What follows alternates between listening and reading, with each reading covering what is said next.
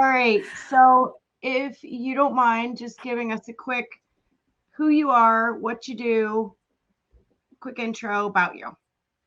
Absolutely. So I'm Bay and I manage Hardy House Homestead.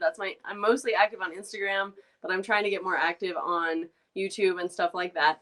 And we've been homesteading for almost 2 years now.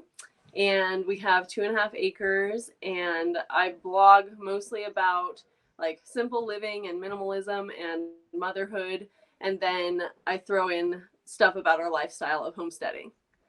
Okay. So I saw, do you have a podcast you're starting to?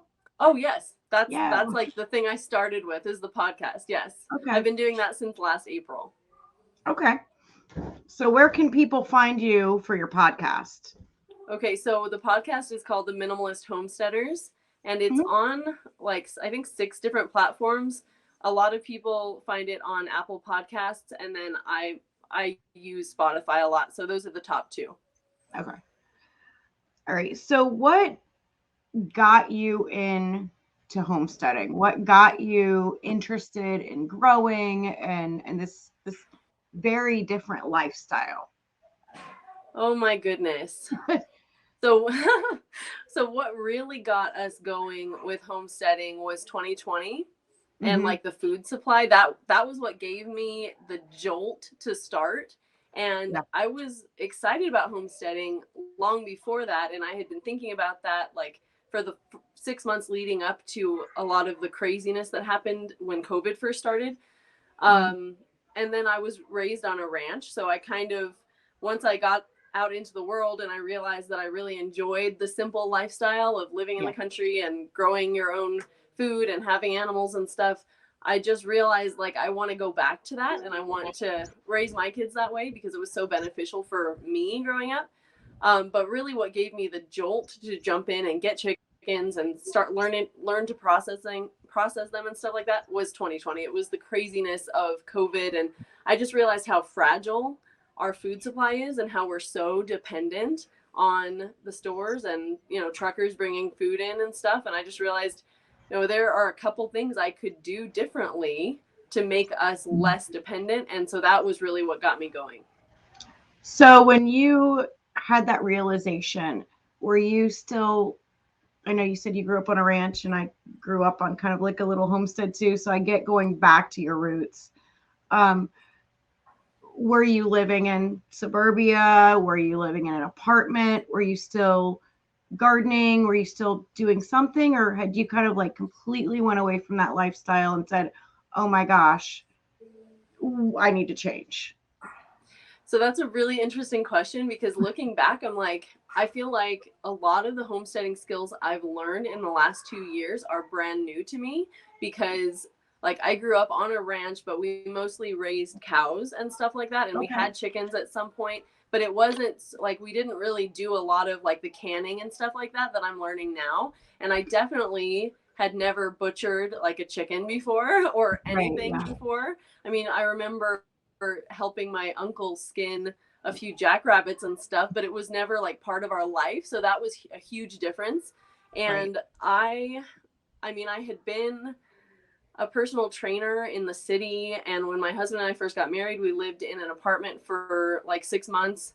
And then we bought our house out in the country. But I wasn't thinking like, oh, cool, it has 2.5 acres. Let's go ahead and make a big garden and let's have livestock. Like Mhm. it was just kind of like, great, it has 2 acres. That means we'll have land so that we're not right next to our neighbors. But I wasn't thinking of using the land Mm. to homestead at all. It wasn't even on my radar. So Right. that's what's kind of funny about this is like we've always kind of had a rural mentality and always kind of like a country living mentality. But homesteading is like taking that to the max, like to the next level. Yeah. So that's kind of where we were mentally. Okay. Okay. So, what are some of the main things that you wish you would have known before you started this? I know we started getting into a little bit, but some of the top things, because, oh man, going back, you know? Yeah. Oh, that's really, really hard to answer. And I'm sure it's hard for everyone because it's kind of like there are so many things that I would do differently, but in a way I almost am glad that I didn't, because the learning experience was huge in itself. Yeah. And I also got pregnant with our baby like 4 months into our homesteading journey. So Wow, that that's a kind of lot. threw me, yes, it totally threw me for a loop, because all of a sudden I had to I got a pressure canner, but I didn't use it at all because I was like, I'm not going to learn to pressure can while I'm pregnant. Like, I'm just focused on being pregnant right now. And a lot of people do that. I've heard of many people going ahead and like learning to can and all this stuff. But when I'm pregnant personally, I'm just like, no, I'm going to just try to survive during this whole 9-month period. Focus on the baby and your health. And that's Yes, a lot in itself. exactly. It's a lot in itself for sure. So, I think we jumped. I'm very much a jump in with both feet kind of person. Like right off the bat, that first summer, we got chickens and ducks and quail and rabbits. And I was even thinking like we should get goats too. And this is like within the first 4 months. Like I was just like, let's just do it and figure this out. Yep. And so I feel like there's not much I didn't attempt in the first 4 months of our journey. And that was back in June of 2020. So I don't know. I think if I were to narrow it down, if I could change like 3 things that I wish I had done differently, I think I would have planted more in the garden. I would have like focused on the garden more and focused on composting more, because it does take such a long time for compost to get really good. And I didn't really I mean, I did a little bit of that, but I wish I had done more.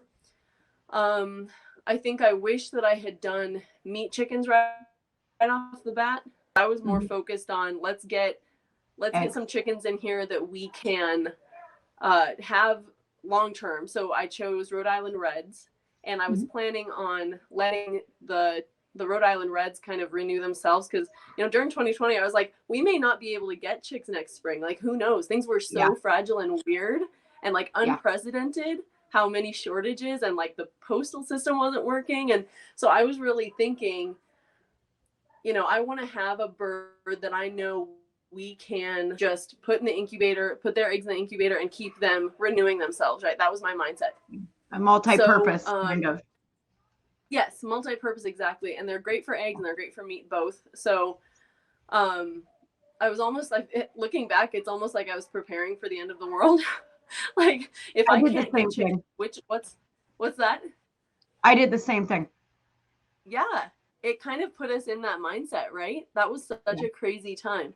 And it's hard. I have to kind of like stop myself getting back into that, because there's so much joy in homesteading, and I don't want it to be like a doomsday thing. Like, I want to enjoy our life as a homesteader.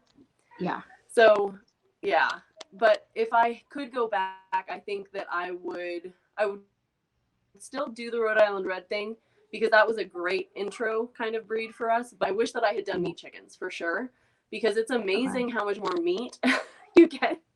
And it was really disappointing to process Rhode Island Reds and be like, wow, there's like nerd, That would be the second thing. And I think if I had to choose one other thing, I would have started canning earlier. Definitely would have started canning earlier. It's intimidating. Those pressure cookers are kind of intimidating. Like, the water bath canners aren't as intimidating to do it that way. But you hear all these horror stories of things exploding, and it is intimidating. I remember my grandma teaching me, but then it was so long. I had to go over and have my sister help reteach me how to do it, because I was afraid to do it, So that's an intimidating skill to learn. It really is, especially when you've got a new baby or you're pregnant. Like, so you kind of jumped in with both feet first, which is definitely the way I do things. So I can relate to that. Out of all those things, what do you think was maybe your biggest failure? Like, oh, this was the biggest failure in the worst thing I did. But coming from that, you learned a lesson. So what did you learn from it? I think you might have already answered that, but. Oh man, I have a doozy. I have a doozy for you. So I mentioned that I grew up on a ranch. Okay. And mom taught really well, like handry, and like you take care of your animals first and foremost. You never let them suffer ever. Right. And so that's why this story is my worst failure to date when it comes to livestock. I didn't even make any mistakes like this growing up. Like this is to date the worst failure. But I talked about it on the podcast because I was like, I'm not going to be quiet about a mistake that somebody else could possibly benefit from hearing about. Right. Even though exactly. It sucks that this happened. Yeah, it's good to share that. Somebody else might really benefit from hearing that, and maybe it'll help them not to make that mistake. So right. Last fall, I got a couple of chicks that were a little bit older, and then we also had some baby chicks. And the two chicks who were a little older, I jumped the gun and I put them out with the other birds way too early because I thought they would be okay, because we had done that before, putting, 2-month-old chicks out, and it's been fine enough. So I did that, and they got mauled and pecked to death by the other birds, and I felt horrible about it. So that's my biggest failure. Yeah, I've made the same mistake. And you feel horrible when something like that happens, but it's a rough one. And I didn't really ever see anybody talking about a lot of their failures and the things they did wrong. I saw a lot of the good stuff. And, when one of those things happen to you, you take it so personally and it's so discouraging. So I think it's so important to show both sides. There's so much joy, but there are also hardships. And it's okay as long as we learn from it, So yes. If you were talking to somebody who is looking at going into homesteading, what advice would you have for them? Let's say they're coming from a small, suburbia kind of place and say, I want to go get some land. What advice would you have for them? Don't get in over your head financially. That's number one. I've been thinking about this a lot because I get a lot of questions from people about what can I do right where I am? Right. And I think it's so important to be able to do something with what you have currently. So if you have I know somebody who has just a balcony and that's it. And so she has container gardens, and that works for her, tower gardens and stuff. And that really works well for her. But I think a lot of the time people will look at someone else's situation and automatically think oh my goodness, they had to go into debt to do that. Or, there's no way that I could possibly have that much acreage, even if it's just a small amount. 2.5 acres is a tiny amount to some people, not to others. And so I'm always really upfront about the fact that in New Mexico, land prices are really, really low. And they're not as low as they were 5 years ago. But we bought our property. I mean, it was cheaper for us to buy our property than it was in the, our rents were to be less buying 2.5 acres house. And so, but in a lot of other states, that's just not the case. And if we lived in a different, we would probably really have the property that we have. I definitely wouldn't be able to stay home with the kids. I would have to work just to make meat, I think. And so I think it's really important to think about how we can make the best of our situation and be more sustainable and be more self-sufficient right where we are. And there are so many things that people can do. And I get a lot of questions also about what does it mean to be a homesteader? Am I a homesteader once I've processed my own birds? Am I a homesteader once I've started canning? I don't think there is a definition. I think that No. when you homestead, you're just doing whatever you can to be more self-sufficient in your situation. And so if you don't have the space or like the ability to have chickens, like you're still a homesteader just with a garden. If you plant a seed, to me, you're a homesteader. I don't think that I'm more of a homesteader or that somebody else is more of a homesteader than me based on stuff like that. I think that everybody just can do whatever they can do, because there's no real definition of homesteading, right? No, there's not. And that's a great point. And I love that you make that point, because before we got our land a few years ago, we actually lived in suburbia and we had a normal backyard. And I found out that I could have chickens in my neighborhood backyard. I had to get a permit, but I could have 8 chickens. They had to be hens, no roosters.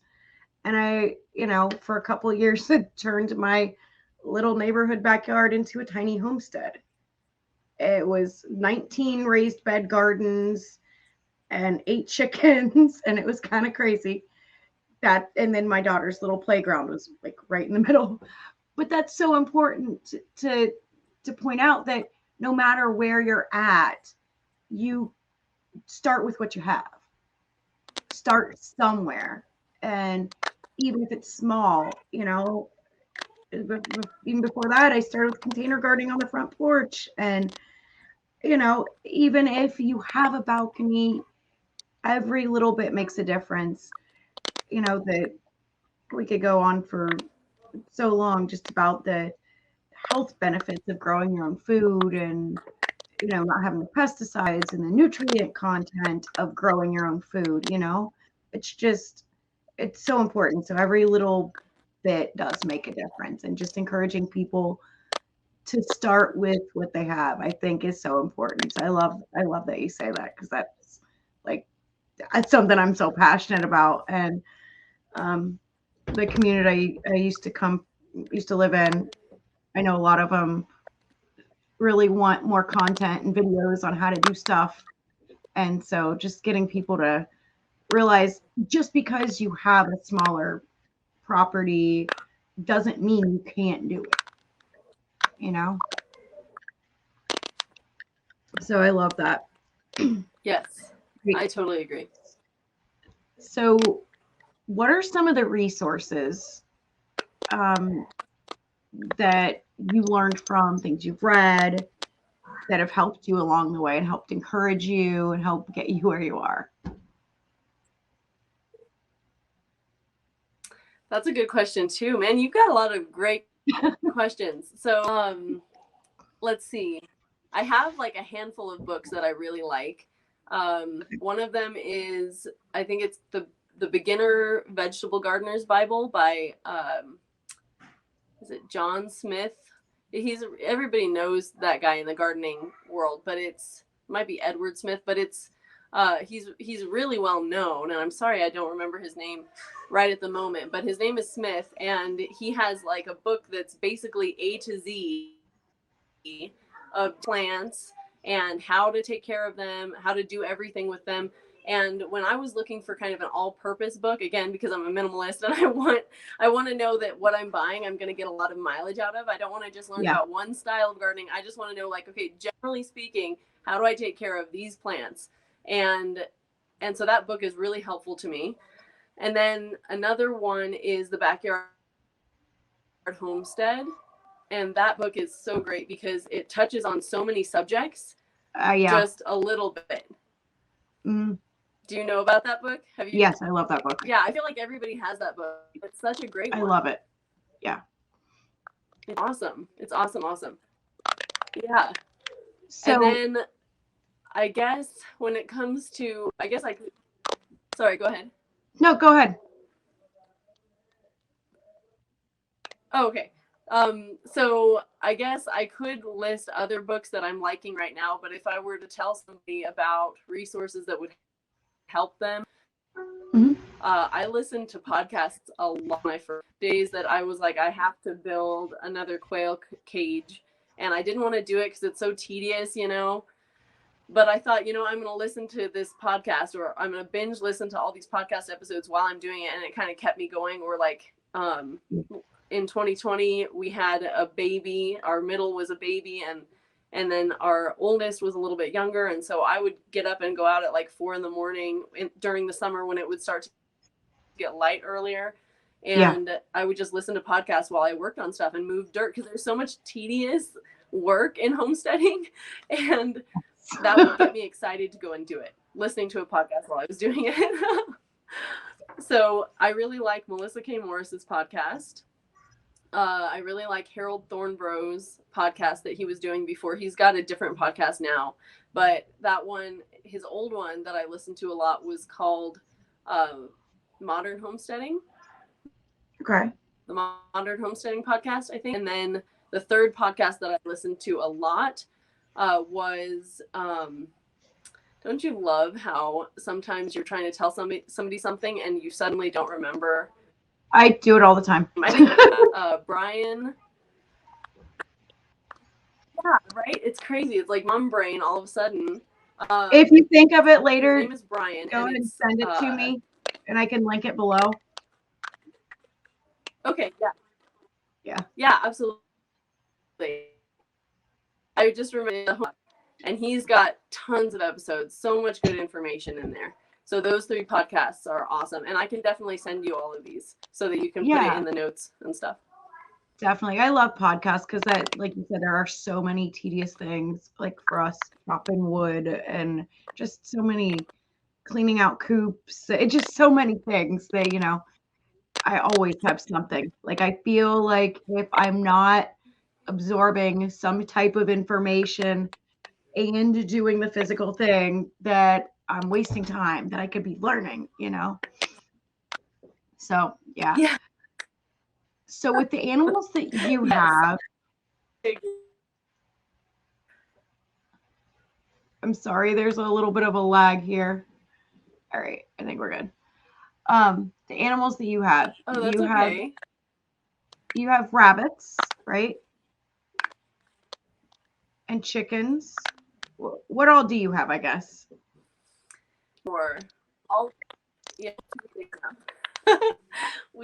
I recently made the decision to stop caring for rabbits and quail and to just focus on the ducks and the chickens, because it's just too much for me in my stage of life to do all those different types of animals. So, but we did add Muscovy ducks like a few months ago, and so that's a new thing. But we have Muscovy ducks, regular ducks, and chickens.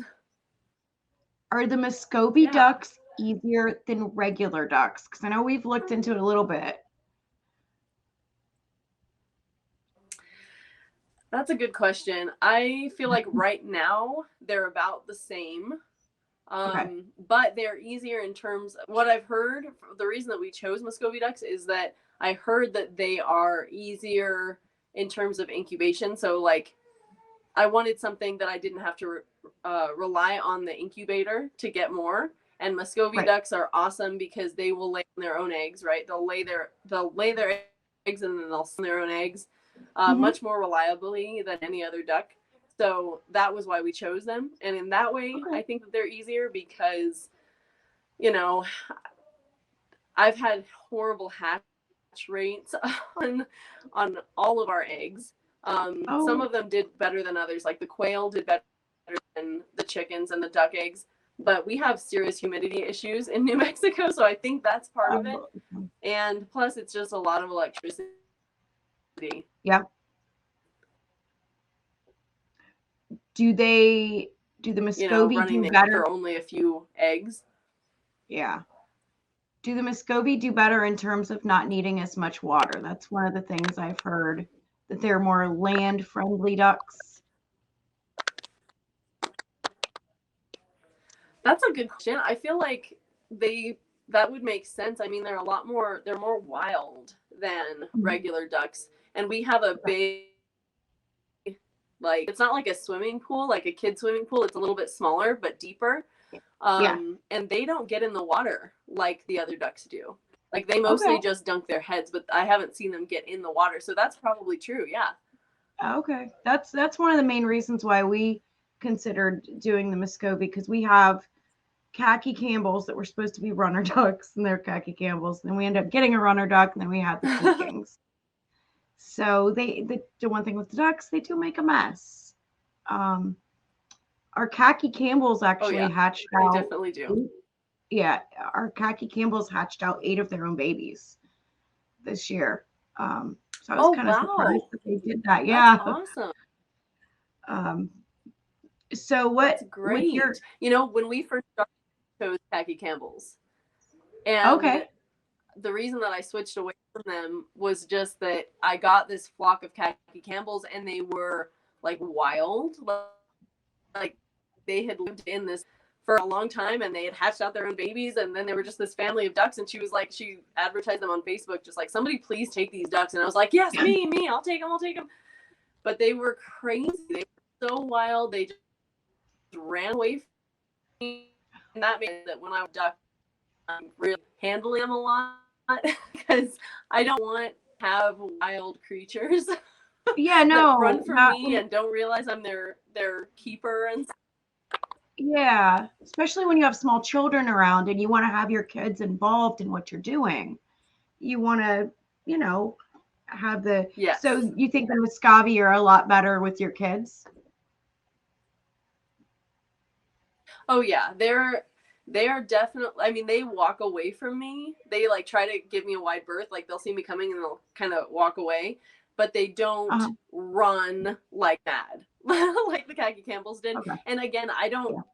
That was my only experience with khaki Campbells, so it's very possible that they're not that way in general. I mean, you would know the answer to that. Did you get yours when they were older I or mean, were are they they younger? crazy? Yes, they were older. They were like a whole family of ducks, and the Okay. mama and the papa duck were like adults, and then the babies were juveniles. But they were wild. Like they ran from me and flew away from me, and it was just madness. It made me not want to go out to the coop because they were so Yeah. like crazy. For us, we got our khaki Campbells when they were just, a couple days old. And they're super tame. They come to my front door and my back door every morning and every night, and they wait for their Oh, that's treats. great. And my daughter picks them up, and so they're really tame. So I don't know if it's necessarily a breed thing. I think it's probably just how used to people they are. Just in my experience with them.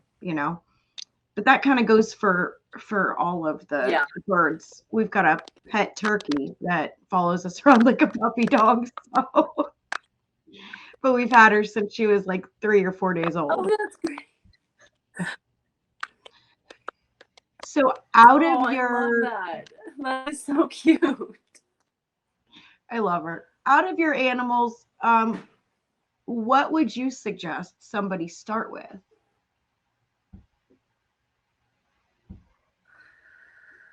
Oh man, I feel like I'm really conflicted between chickens and ducks because I've heard of a lot of people really enjoying ducks much more Mhm, than chickens, mhm. but I guess it would depend on your goals. I really enjoy both our chickens and our ducks for different reasons. Um, you're talking about animals, right? For sure. Yeah, Like if they're for sure yeah, going to choose an animal to start with. right. Okay. I I don't know. I feel like for me, it's a toss up between ducks and chickens. So I would just probably say, if you're choosing an animal, and I mean for sure ducks and chickens to me seem like they're the same amount of easy, and then like it's but then again, it depending on your situation, I would say probably quail are easier for some people than chickens are, because there are some people who don't have a lot of space, and So, like if you're in a yeah. suburban homestead, quail might be easier for you, and for other people maybe rabbits are easier than chickens. Mhm. I mean, what would you say? Like you started with chickens, right? Um, Actually, we had And you did rabbits. that in suburbia, so Yeah, we had rabbits before we had oh, chickens. okay. Um, but it was always because it was a pet. Um, Hold on, something popped up here. All right. Um, and then when pandemic happened, I kind of switched my mindset and said, oh, maybe I need to look at a different type of rabbit. And we had, at that point, we had a bunch of pet bunnies. We had lion heads, but we switched to New Zealand Reds. And they were easy for, anybody in an apartment, So like you said, it depends on your situation. And then we went to chickens and then to ducks. I think if it's birds, chickens are pretty easy. They are I equate them to like an outside cat almost, because they can free range pretty good. So yeah, it really, but I do think that a rabbit is a really good place to start. They do take more care, but they're great for fertilizer for your gardens. I've never processed any of our bunnies, but we could if it got to that point. We breed them, do 4-H and sell them. But so between chicken and rabbits, I think is what I would say. So did you haven't ended up getting goats then yet, right?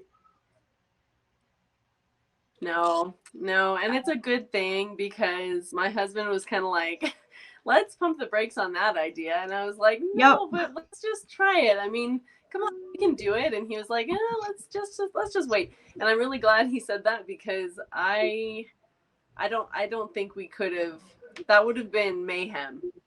It would have been mayhem. So maybe someday. How about you? Do you guys have goats? We don't. I did the same thing that you did. Once we got land, I was like, oh, well, maybe we could do it, or maybe we could do lamb, or, and I think that's one thing to remind people of, is you get so excited and you want to do it all. And then you go, holy cow, this is a lot of work. And to remind people to kind of take it slow, not to be afraid to do it, but really focus on one thing at a time, because you kind of get so excited. Yes. And you So one of the things that I've seen you mention recently is minimalism. And I love, love, love that, because we get so burdened down by all of this extra stuff in the outside world and all of our own physical stuff. How did you come to the realization that that would help you? And then how did you get started? Okay. So I actually started exploring minimalism long before, like 2 years before we started homesteading. And I remember just feeling like no matter what I do, I feel behind on house stuff, and every chore that I can spend all day on chores and I'm still behind. How is this possible? Yeah. And the jury is still out on whether that's just a part of motherhood. Like I feel like a lot of that is just motherhood and how hard it is to kind of stay on top of things, because you have all these other people who have needs and who need to eat and who need clean clothes and they need all these things. And I mean, it's never going to stop. Like, clothes are never going to stop getting dirty. Dishes are never going to stop getting dirty. But I really started exploring minimalism when I realized I only had one baby at that point. He was getting to be like 3. I think he was 2.5 or 3. I think he was going on 3. So he was 2.5. And I look into minimalism because I was amazed at how much stuff I had kept for emotional reasons more than anything else. Like I would feel guilty if I got rid of it because someone gave it to me, or I would feel like I lost part of myself if I parted with this item. And I mean, I had so many random things like hoodies from college and, dishes and stuff that were given to us when we first got married. And I just thought, like, if I get rid of this, then it's like I'm getting rid of like the special memory with that item.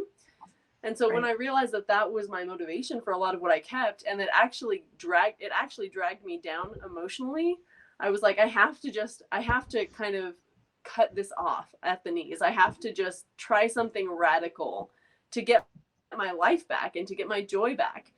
And since then, I've kind of gone back and forth. Like, I've allowed accumulation to happen again. I've definitely experienced regret from getting rid of too much, but it was mostly like silly regret. Like, it was never like, oh, I regret getting rid of that because now we have to spend thousands of dollars to replace it. It's more like, oh man, like, I never thought I would do that craft again, and I got rid of all those craft supplies, and now I don't have it, and I wish that I didn't have to replace it, and I feel guilty for replacing it.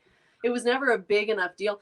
And in fact, today I just took a whole other carload of more stuff that I just realized had negative feelings attached to it.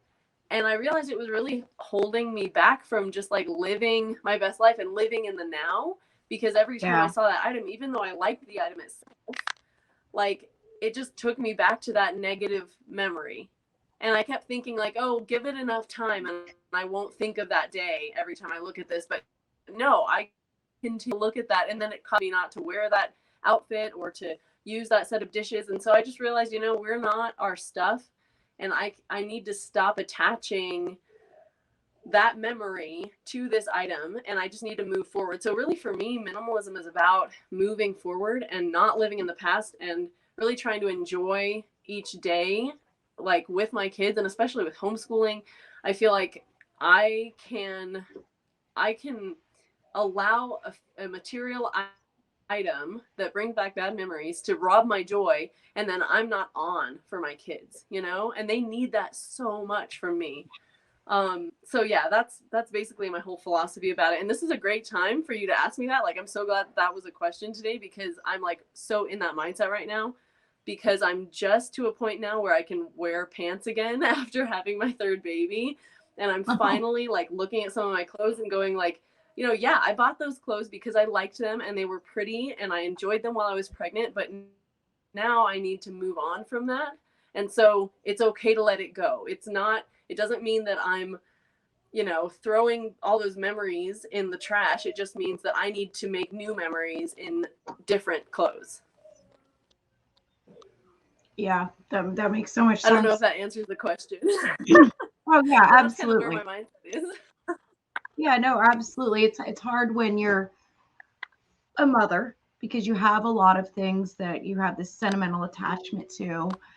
And I kind of think being a homesteader too, you kind of had this preparing for the worst mentality sometimes, or a prepper mentality. So that causes you to like kind of over clutter sometimes, and it is so important to focus on living now, but it's still okay to plan for the future. But I mean, kind of everything has some kind of energy attached to it. Like when we grow things, we pay attention to the energy of nature, and if it has like a negative energy or memory, it is important and okay to let it go. And a lot of times we don't. We just harbor all this stuff, and I am so trying to get more minimalistic. We cut our living space when we moved almost in half. So, oh man, yeah. Those are some really good things to look at. Like you said, just look at something and does it give you a good feeling? Does it let you live in the now, or does it bring back a bad memory or something you don't need anymore? I'm trying to remember. I saw a quote a while ago, but it was about a hoarder, and it was a mom who had a bunch of kids, and talking about getting rid of the old memories. She didn't want to get rid of the old memories, but I think it was a conversation or something between two women. She said, but you have to move over and allow yourself to make new ones. Make space for the new ones, I think is how she said it.